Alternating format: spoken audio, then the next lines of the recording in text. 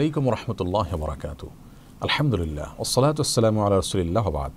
সুপ্রিয় দর্শক শ্রোতা ভাই বোন, লাইলাতুল কদর বা শবে কদর এটা সারা পৃথিবীর সব অঞ্চলে একযোগে একসঙ্গে একটা রাতেই হয়, নাকি এক এক অঞ্চলে মানুষের লাইলাতুল কদর এক এক রাতে হয়ে থাকে?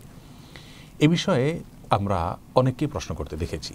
মূলত রমজানের শেষ দশকের বেজোড় রাতগুলোতে লাইলাতুল কদর হওয়ার সম্ভাবনা বেশি থাকে, আর শেষ দশকের যে কোনো রাতেও লাইলাতুল কদর হতে পারে, এটি বিভিন্ন হাদিস থেকে আমরা বুঝতে পারি। এর মধ্য থেকে 23, 27, 21 এই সমস্ত রাতের কথা যে সমস্ত বর্ণনা পাওয়া যায়, সেগুলো দ্বারা ওই রাতেই প্রতি বছর নির্দিষ্ট করে লাইলাতুল কদর হয়ে থাকে এরকম চূড়ান্ত কোনো কিছু বোঝা যায় না। যার কারণে রাসূল করিম সাল্লাল্লাহু আলাইহি ওয়াসাল্লাম রমজানের শেষ দশকের প্রতিটি রাতে ইবাদতবন্দি করতেন এবং আমাদেরকেও সেজন্য তিনি উৎসাহ দিয়েছেন যাতে করে আমরা লাইলাতুল কদর পেতে পারি। এখন কথা হলো, সারা পৃথিবীতে একযোগে একটা রাতেই লাইলাতুল কদর হয় কিনা? এর উত্তর হলো হ্যাঁ। বেশিরভাগ বা প্রায় সকল স্কলারদের মত এরকমই যে সারা পৃথিবীতে একটি রাতেই লাইলাতুল কদর হয়ে থাকে এবং সে রাতটি নির্দিষ্ট। এই রাতেই সারা পৃথিবীতে লাইলাতুল কদর হবে। হ্যাঁ, সে রাতের গমন এবং আগমন সেটা কোনো অঞ্চলের অঞ্চলভেদে সেটা আগে এবং পরে হতে পারে।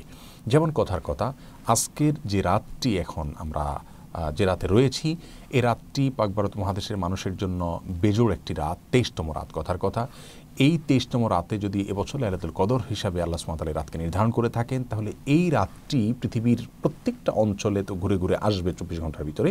এই রাতটি যে অঞ্চলে যখন আসবে, সেটা আমাদের রাত শেষ হওয়ার কয়েক ঘন্টা পরে শুরু হোক অন্য কোনো অঞ্চলে, অথবা আমাদের রাত শুরু হওয়ার আগে কোনো অঞ্চলে শেষ হয়ে গেছে, এই রাতটি 24 ঘন্টার ভেতরে যে অঞ্চলে যখনই থাকবে তখনই লাইলাতুল কদর হবে। এবং ফেরেশতাদের আগমনের কথা বলা হয়েছে, যখন যেখানে রাত হবে সেখানে ফেরেশতাদের আগমন এর বিষয়টি ঘটবে।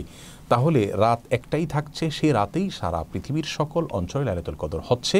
তবে সে রাতটি কোনো অঞ্চলে মানুষের জন্য হয়তো বেজোড় রাত হচ্ছে, অন্য অঞ্চলে মানুষের জন্য সেটি জোড় রাত হতে পারে।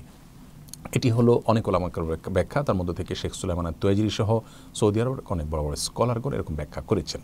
এর বাইরে কোনো কোনো ওলামা একরাম অবশ্য ভিন্ন কথা বলেছেন। তারা বলেছেন যে আল্লাহ সুবহানাহু ওয়া তাআলা কোনো একটি রাত কোনো বছরের জন্য চূড়ান্ত করেছেন। কথার কথা এবছর 25তম রজনীতে লাইলাতুল কদর হবে, বেজোড় রাত 25তম রাত। সারা পৃথিবীতে যে দেশে যখন 25তম রজনী হবে, সেই দেশে তখন লাইলাতুল কদর হবে, এরকম একটা ব্যাখ্যাও আছে। যদিও ম্যাক্সিমাম স্কলারদের মত হলো যে একযোগে একটি রাতেই লাইলাতুল কদর হবে। সে রাতটি কোনো অঞ্চলে একটু আগে আসতে পারে, কোনো অঞ্চলে একটু পরে আসতে পারে, কিন্তু রাত সেটাই থাকবে। কারোর জন্য জোড় হতে পারে, কারোর জন্য বেজোড় হতে পারে, রাত সেটাই থাকবে এবং সেটা রমজানের শেষ দশকের মধ্যেই থাকবে।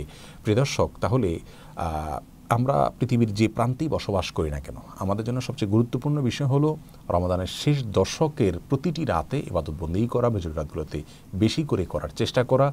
এর মধ্য থেকে কোন রাতে লাইলাতুল কদর হবে আমরা কেউই জানি না।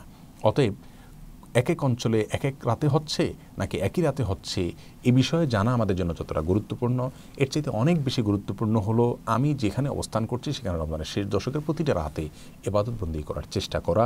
আল্লাহ তাআলা আমাদের সকলকে লাইলাতুল কদর ইবাদত বন্দেগী করার তৌফিক দান করুন এবং লাইলাতুল কদরের ইবাদতের ফজিলত আমাদের প্রত্যেককে আহরণ করার তৌফিক নসিব করুন।